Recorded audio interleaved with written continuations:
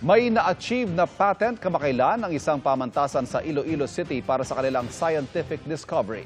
Nilinang naman sa Isabela ang proseso para sa pagpaparami ng mga kambing.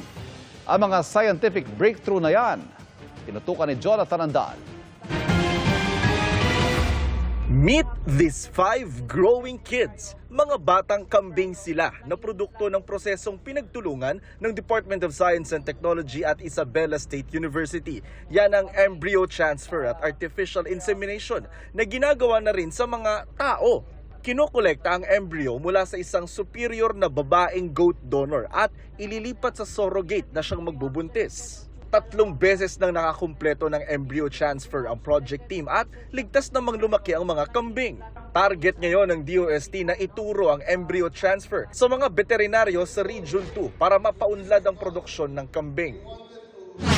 Proud moment naman sa isang private university sa Iloilo City ang nakamit na kauna-unahang patent para sa kanilang scientific discovery. Natuklasan nina Dr. Doralyn Dalisay, Dr. Jonel Saludes at Edna Sabido ng University of San Agustin na pwedeng maging antibiotics ang ilang bakterya sa marine sand o buhangin sa dagat ng Iloilo.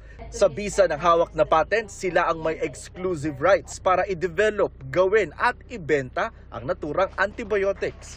Para sa GMA Integrated News, Jonathan Andal, nakatutok, 24 oras.